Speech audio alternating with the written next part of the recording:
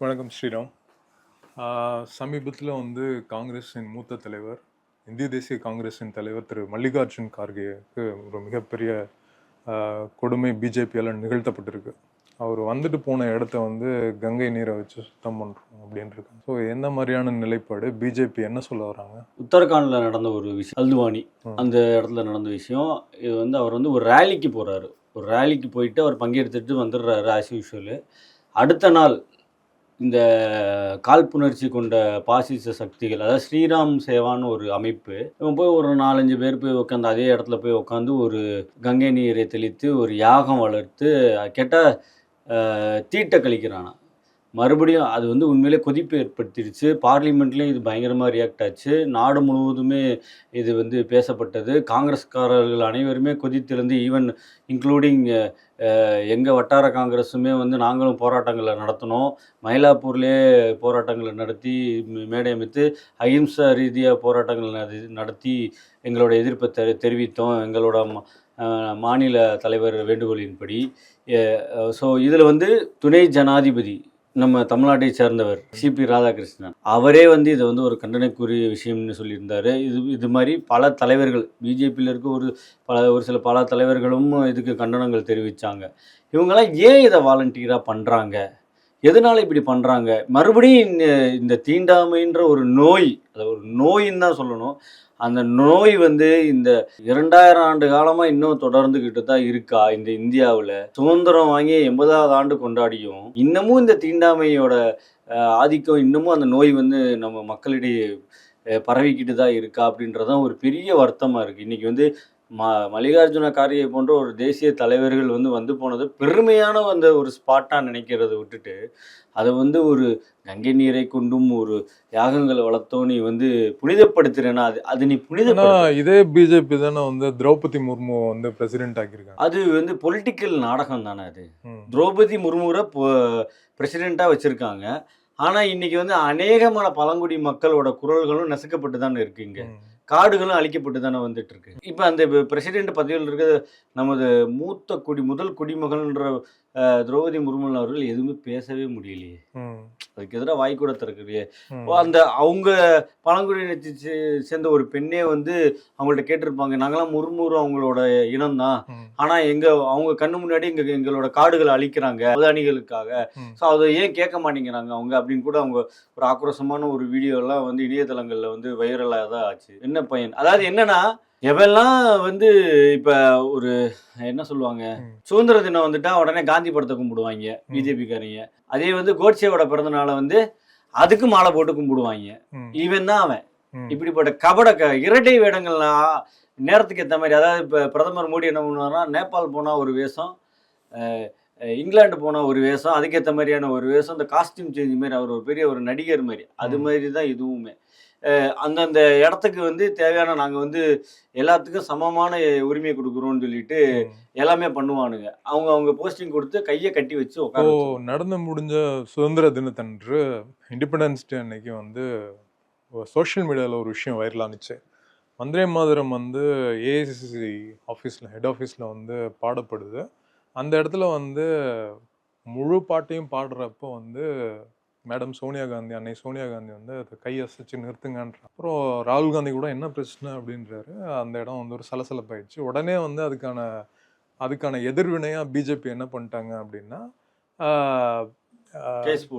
Case போடுவேன்னு சொன்னாங்க.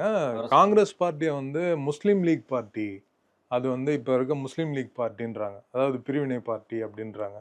என்ன இதை பற்றி இதோட ஹிஸ்ட்ரி என்ன? ஏன் சோனியா காந்தி இந்த மாதிரி அதை நிறுத்துங்கன்னு சொல்கிறதுக்கான காரணம் என்ன? அதாவது 1936லேயே தலைவர்கள் நேரு அவர்கள் காலகட்டத்திலையும் சரி, காங்கிரஸில் மூத்த தலைவர்களாக இருந்த எல்லாருமே, அன்னைக்கு காந்தி உட்பட பட்டேல், காந்தி, தாகூர் கூட அந்த கமிட்டியில். ஆமாம் அந்த ஒரு கமிட்டி, சிடபிள்யூசி கமிட்டின்னு சொல்லுவாங்க, காங்கிரஸ் ஒர்க்கிங் கமிட்டின்னு சொல்லுவாங்க.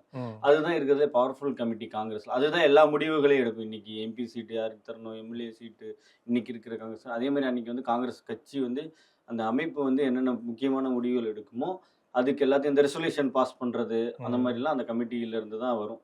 ஸோ அந்த கமிட்டி வந்து என்ன பண்ணியிருந்ததுன்னா, இந்த வந்தே மாதர பாடல் வந்து இதில் வந்து சர்ச்சைக்குரிய ஒரு 2 வாக்கியங்கள் உண்டு. அந்த வாக்கியங்கள் உங்களுக்கு தெரிஞ்சா நீங்களே சொல்லலாம். இல்ல அந்த பொதுவா மக்களுக்கே அது தெரியாது. அது வேணான்னு சொல்லி தான் வேணான்னு சொல்லி பாடுறதே தான் இல்ல. அத பேனே பண்ணியிருந்தாங்க. அதாவது பேனே அதுல என்ன பண்ணியிருந்தாங்க. பண்ணியிருக்குன்னா, இந்த சாதிய இது மத வேற்றுமையை வந்து முன்னிலைப்படுத்தியான வரிகள் அது. ம். அந்த எடிட் பண்ண வரிகள வந்து இன்னைக்கு வந்து புதுசா வந்து அவைங்க எப்பவுமே அவங்களோட வேலையே அதானே. எதையாவது ஒரு பழைய பணத்த இந்த ஷாஜகானோட டூம்ப உடைச்சு அதுல நோண்டி எடுத்து பார்க்குறவங்க, தாஜ்மஹாலுக்குள்ள சிவன் கோயில் இருக்குன்றவங்க, ம். இந்த மாதிரியான ஆள்கள் இது மாரி ஒரு புனைப்பு, திணிப்பு அ அ புராண திணிப்புகள் செய்யக்கூடிய ஆள்கள் தானே அவங்க. ம்.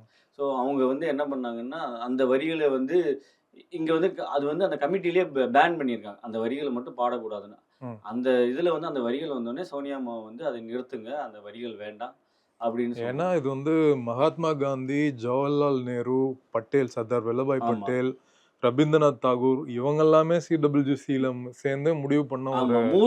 அதாவது எங்களின் இந்தியாவோட மூத்த ஆ முன்னோடிகளின் இது அது ரெசல்யூஷன் அதாவது ஒரு சட்டம் அது.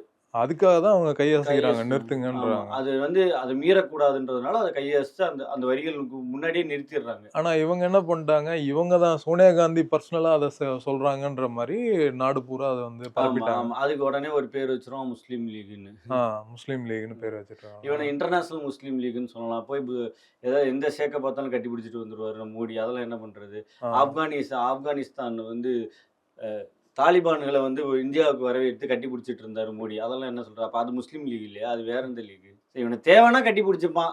இவனுக்கு தேவையில்லன்னா உடனே வந்து முஸ்லீம் லீக்ன்னு சொல்லுவான். அப்புறம் வந்து ராகுல் ஆனா காந்தி காங்கிரஸ் வந்து அனைவருக்குமான கட்சி. மதச்சார்பின்மை தான் காங்கிரஸோட முக்கியமான ஒரு அ முழக்கமே. செக்குலரிசம்ன்றது தான் காங்கிரஸோட முக்கியமான முழக்கமே. இங்க அனைவருமே சமம் தான்.